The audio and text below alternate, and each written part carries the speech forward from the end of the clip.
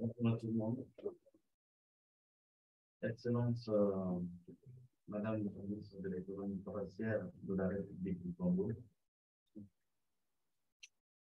Madame la présidente de l'association technique internationale de l'agriculture, Mesdames et Messieurs, No, I don't know. I don't see anybody. Sven, Pin, petition. One waiting in the No, lobby. no. Maybe they are not. Pour moi, la vie que je peux dire, c'est la première fois que je me vois. C'est un grand honneur de prendre la parole dans cette circonstance en ma qualité de secrétaire exécutif de la Commission des forêts d'Afrique centrale. La COMIFAC est une organisation intergouvernementale de référence en matière d'harmonisation et de suivi de la mise en œuvre des politiques forestières et environnementales en Afrique centrale. Elle est née de la volonté des chefs d'État d'Afrique centrale qui se sont engagés depuis mars 1999 à travers la déclaration de Yaoundé à œuvrer de manière concertée à la conservation et à la gestion durable des écosystèmes forestiers d'Afrique centrale. Cette institution spécialisée de la communauté économique des États d'Afrique centrale, CEAC, compte aujourd'hui 11 États avec l'Angola qui vient de s'ajouter. Nous avons désormais l'Angola, le Burundi, le Cameroun, la Centrafrique, le Congo, la République démocratique du Congo, le Gabon, la Guinée équatoriale, le Rwanda, Sao Tomé et Principe et le Tchad. Je voudrais féliciter l'ATIBT et toute son équipe pour la qualité du travail abattu pour son 70e anniversaire, où nous avons découvert ensemble les merveilles des machines de l'île, sans oublier l'Institut supérieur de formation du bois de Nantes, dont j'ai reçu des échos très favorables, même si je n'ai pas été pendant cette visite, à l'issue de la visite qui avait été organisée hier. C'est là où j'adresse mes vifs remerciements à sa présidente et son directeur général de nous avoir associés à cet événement et spécifiquement sur le thème du jour, choisir le bois certifié pour protéger les forêts du bassin du Congo. En effet, les forêts du bassin du Congo sont en passe de devenir, si elles ne sont pas devenues, le premier poumon vert de la planète Terre, après les fortes déforestations enregistrées ces dernières années dans le bassin amazonien. Le rôle de stockage de carbone est à ce titre essentiel dans un contexte de réchauffement climatique. Les récentes estimations des chercheurs de Global White font état de ce que les forêts du bassin du Congo sont l'une des plus denses et riches au monde en termes de biodiversité et séquestrent encore 600 millions de tonnes de carbone de plus qu'elles n'en émettent par an.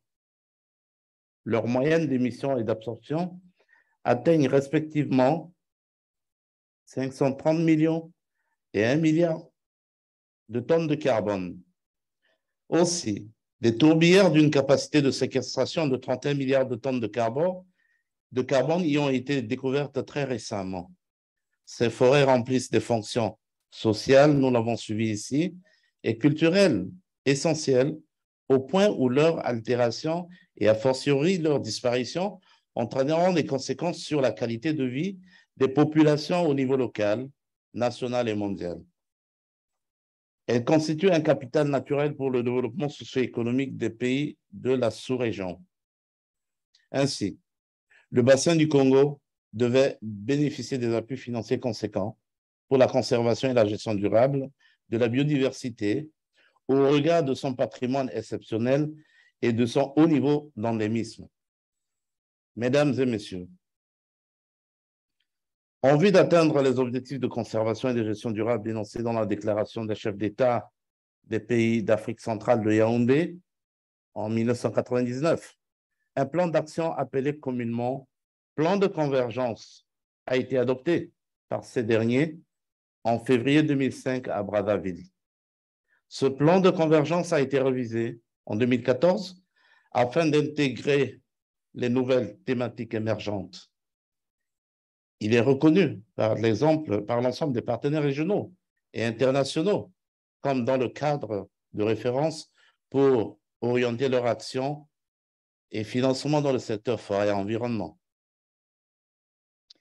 Des progrès ont été enregistrés dans le cadre de mise en œuvre de ce plan de convergence, notamment en matière de conservation de la biodiversité, avec la création de plusieurs aires protégées et surtout les complexes d'aires protégées transfrontalières matérialisées par les accords de coopération. Le nombre et la surface des aires protégées ont particulièrement augmenté. Le réseau sous-régional comprend actuellement 206 aires protégées, occupant environ 799 000 km², toutes catégories confondues, ou 14,8% des terres et 5% de la zone économique exclusive marine des pays d'Afrique centrale.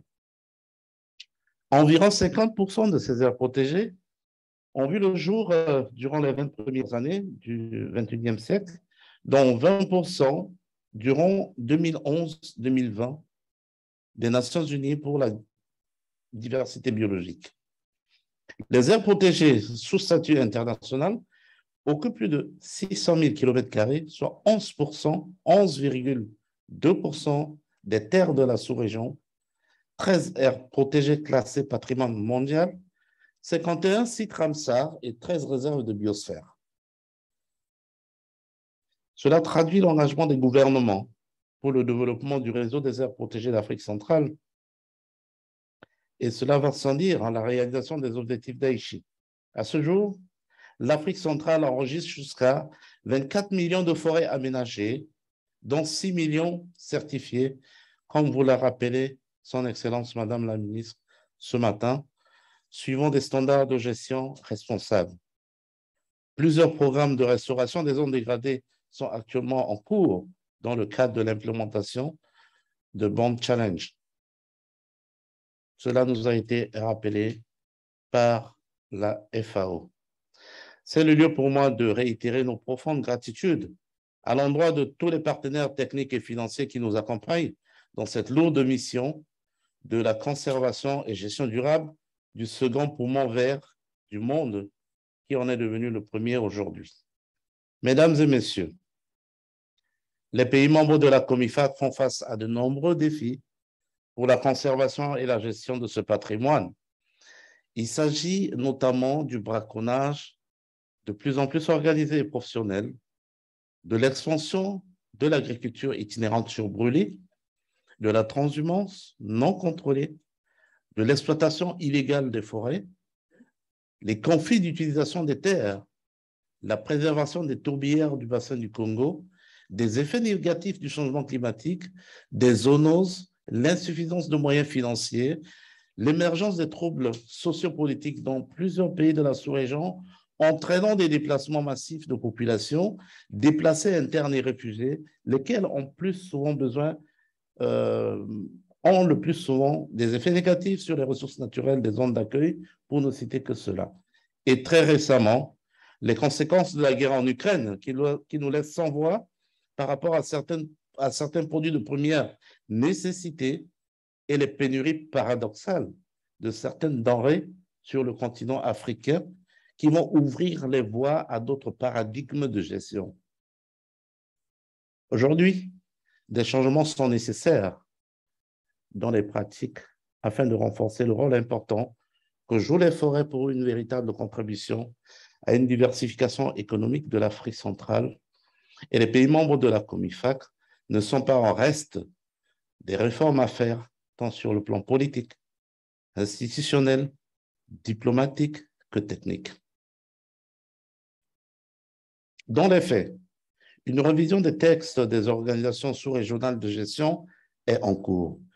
Des décisions liées à une gestion durable des forêts, telles que l'interdiction de l'exportation du bois sous forme de grumes, un mécanisme adapté de fiscalité forestière incitative, des mesures de sécurisation des recettes liées à l'exportation du bois et des mesures concernant le commerce du bois, telles que l'accord de partenariat volontaire, APV-FLECT, et le dialogue avec la Chine, un cadre logique pour l'élaboration d'un projet devant accompagner ce dialogue, a été élaboré. En termes de perspective, les pays membres de la COMIFAC sont solidaires et engagés pour renforcer le partenariat avec l'Europe, qui constitue le principal acheteur de son bois, afin de soutenir la mise en œuvre du plan de convergence de la COMIFAC pour un développement économique, social et équitable des communautés du bassin du Congo. Permettez-moi de le rappeler, il y a bientôt 1 an, j'étais ici en France, précisément à Paris, où j'accompagnais les ministres des Forêts du bassin du Congo, de l'espace COMIFAC, sur appel de la TIBT, pour la simple raison que Solideo avait décidé de ne pas utiliser le bois certifié du bassin du Congo pour le chantier olympique de 2024. Quel désarroi pour les pays du bassin du Congo, pour tous les efforts consentis pendant des années pour apporter une réponse en termes de gestion responsable. Quelle peine pour nos communautés locales qui ont adhéré à ces réformes politiques et institutionnelles, se privant de nuire aux forêts pour leur propre développement et en respectant les règles de gestion durable qui leur ont été imposées et qui se retrouvent avec leur bois entre les mains. Quid des efforts de la COMIFAC au travers du programme d'appui à la promotion de l'exploitation forestière certifiée, le PPSF, que nombreux connaissent dans cette salle. Le PPECF accompagne les industriels du bassin du Congo vers la certification forestière. Devons-nous laisser tous ces appuis? Je tourne le regard vers vous. Je voudrais rappeler ici que nos amis européens nous ont toujours soutenus et doivent se reconnaître dans ces efforts de gouvernance et nous aider réellement à maintenir le cap de ces efforts engagés, comme nos ministres l'ont réitéré dans la déclaration sur le paiement équitable qui avait été présentée à Berlin en septembre 2021 et entérinée à la COP27 de Glasgow en novembre, et ont déclenché l'annonce de financement de 1,5 milliard de dollars américains en faveur des forêts du bassin du Congo.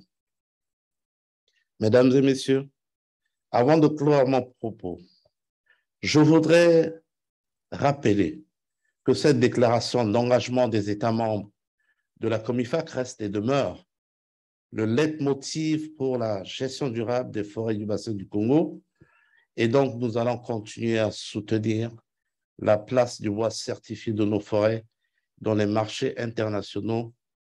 Et j'en cite un extrait de cette déclaration. Nous, États membres de la COMIFAC, nous nous engageons à poursuivre les efforts nécessaires pour préserver nos forêts tropicales et conserver la biodiversité en demandant à la communauté internationale d'accroître son soutien technique, financier et diplomatique de manière efficace dans une approche de responsabilité partagée. Pour cet appel, les États membres de la COMIFAC demandent à la communauté internationale, entre autres, un soutien à la gestion des forêts du bassin du Congo en mettant en œuvre des politiques commerciales justes et équitables qui promeuvent les produits issus de ces forêts en vue d'encourager les efforts consentis par les pays d'Afrique centrale pour la conservation et la gestion durable de leur écosystème forestier. La facilitation de l'accès de produits du bois transformés issus de l'exploitation légale et durable des forêts du bassin du Congo au niveau du marché international. Vive la coopération internationale, vive la TIBT et ses partenaires, vive la COMIFAC et ses États membres. Je vous remercie. Merci, on applaudit très fort pour lui. Et là, nous allons passer à la pause. Nous revenons ici à 13h30. Oui, Madame le ministre, vous allez suivre Benoît. Vous allez suivre Benoît pour le stand ATBT. Vous allez prendre une collation au stand ATBT.